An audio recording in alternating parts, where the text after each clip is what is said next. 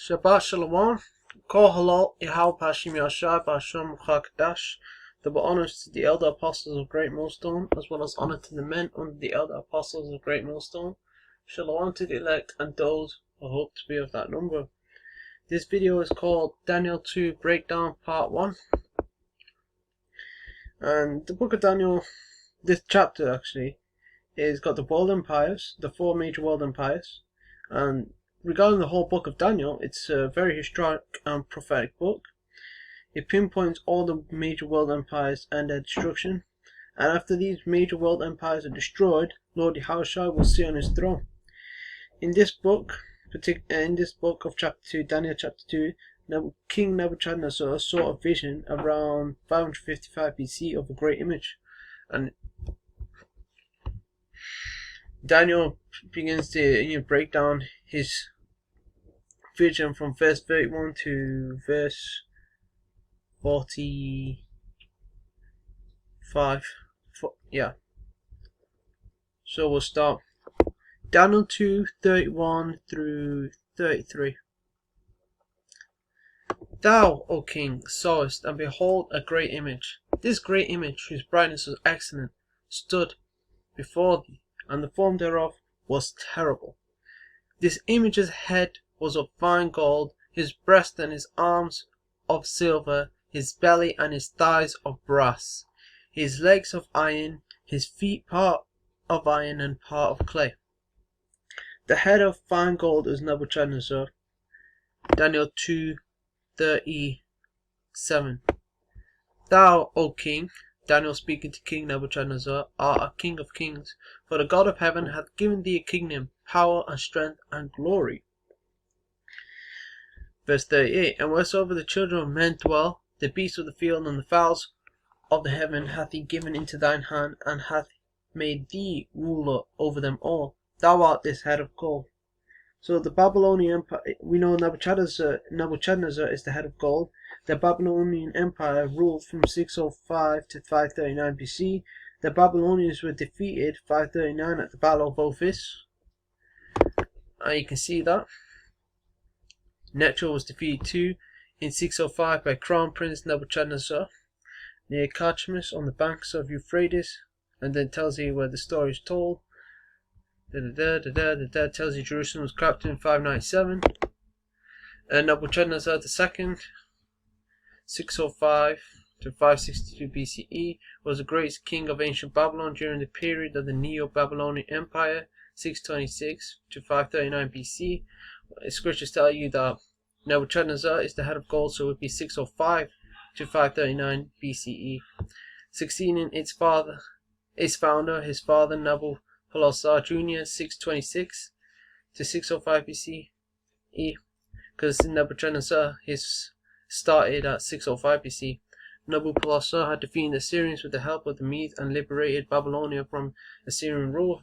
He then continued his conquest of the region and so provided for his son a stable base and ample wealth on which to build, an opportunity for greatness which Nebuchadnezzar took full advantage of, in the same way that Alexander the Great, and then tells you, would lay capitalized on the treasury and standing army left him by his father Philip II of Macedon.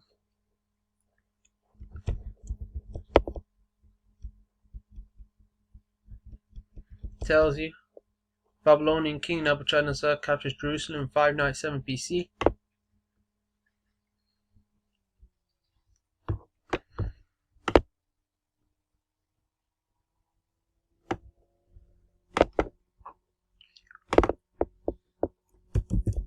BC.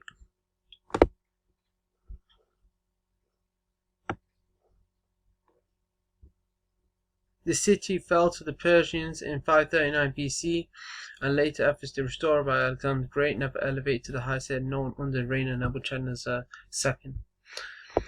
The Battle of Ophis, we said it. The Babylonians were defeated in 539 BC at the Battle of Ophis. Ophis, the lost city of Babylonia in the southern part of modern Iraq. Although the location of the ancient city has not been definitively established, it is thought to have. They're telling where they thought it would have been around.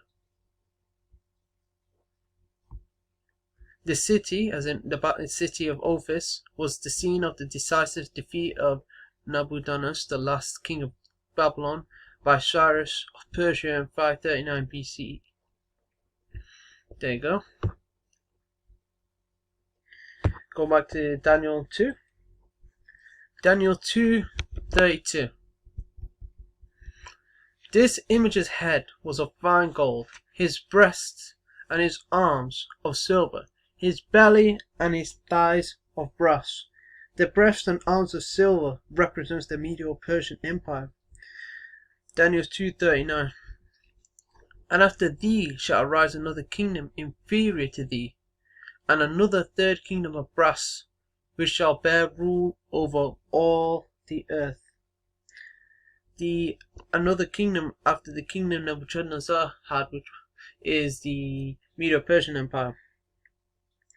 The Medo-Persian Empire, it ruled from 539 to 331 BC.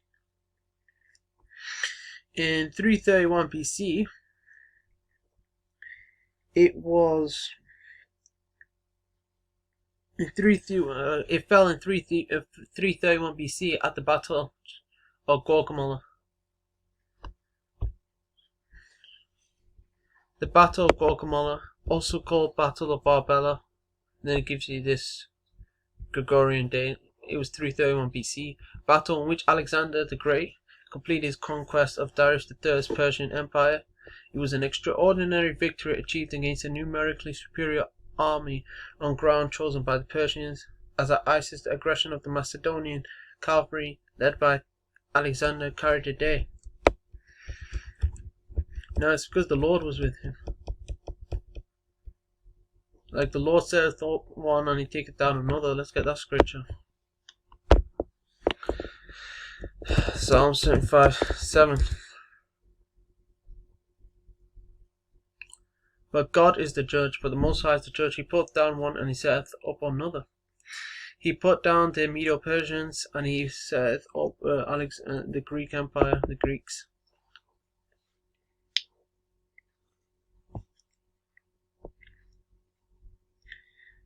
The Medo-Persian Empire, as we mentioned, rose after the Babylonian Empire. The Medo-Persian Empire is that empire inferior to the Babylonian Empire. Going back to Daniel 2:32.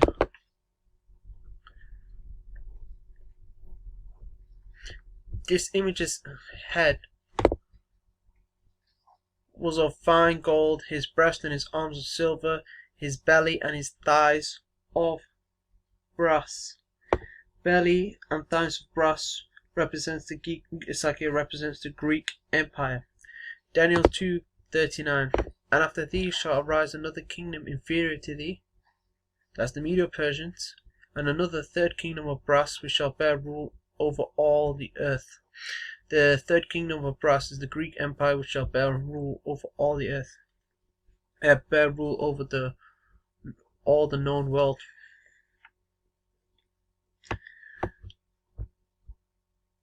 The Greek Empire, it ruled from 331 to 168 BC. It continued to decline as the Roman Empire grew. And then in 168 BC you had a man called Antiochus Epiphanes.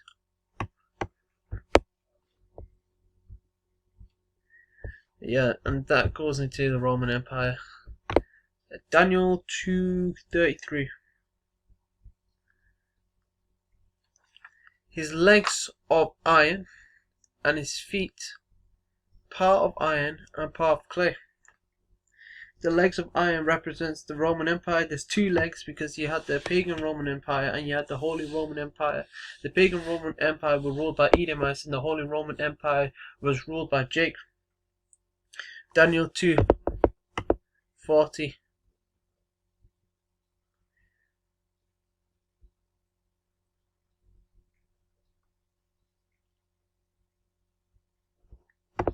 And the fourth kingdom shall be strong, and the fourth kingdom shall be strong as iron, for as much as iron breaketh in pieces and subdueth all things, and as iron that breaketh all these shall it break in pieces and bruise.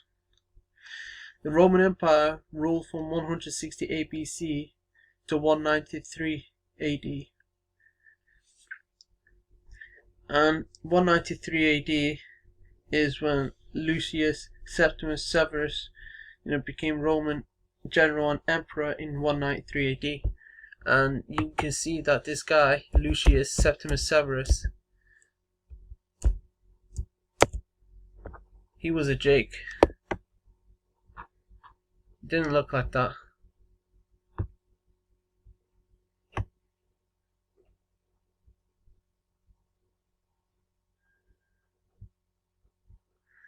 Esau with his whitewashing.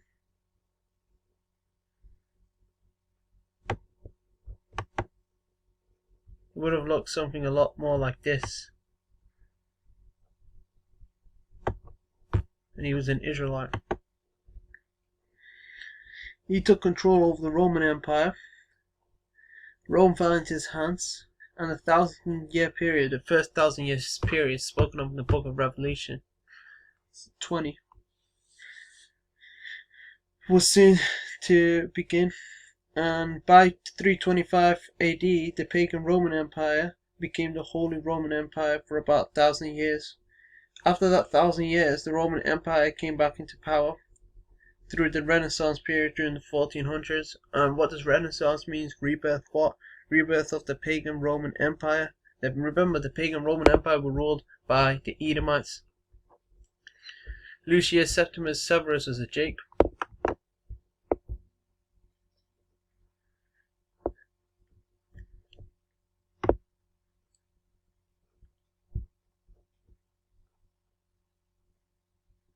And I mentioned Antiochus Epiphanes. Antiochus Epiphanes, God manifest, also called Antiochus Epiphanes the Mad.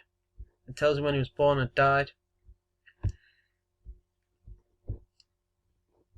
And it says, as a ruler, he was best known for his encouragement of Greek culture and institution, more like his enforcement of Greek culture and institutions, particularly on the Israelites.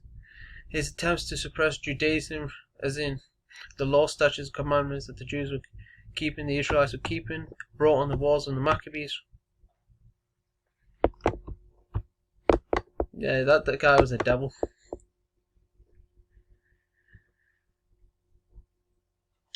So Revelations 13:3.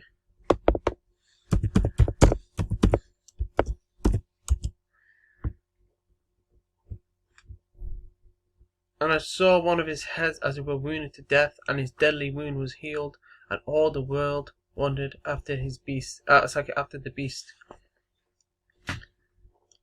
Okay. His deadly wound was healed. Yeah, this is talking about the Roman Empire. It's the revised Roman Empire. Deadly wound was healed. It's back. Revelation 20:1-3. I mentioned the first 1,000 years in the book of Revelations 20. Revelation 20:1-3. And I saw an angel come down from heaven. This angel is Yahushua, having the key of the bottomless pit Europe, and a great chain in his hand. And he laid hold on the dragon, that old serpent which is called the devil and Satan, and bound him 1,000 years, and cast him into the bottomless pit, and shut him up, and set a seal upon him, that he should deceive the nations no more, till the 1,000 years be fulfilled. During that 1,000 years, he had the Holy Roman Empire, and after that, he must be loosed. Yeah, like the Holy Roman Empire, the Byzantine Empire. By the way, Esau, he noted as the Byzantine, because Byzantine means backward. That's just Esau. It was so-called Dark Ages, because Jake was ruling. Revelation 27-8. This is when he's loosed. And when the 1,000 years experience, Satan shall be loosed out of his prison, the physical counterpart of Satan, and shall go out to deceive the nations which are in the four quarters of the earth, Gog and Magog together to battle, the number of whom is as the sand of the sea. So Esau, he came back into power. So yeah, this is just part 1 to Daniel 2 breakdown.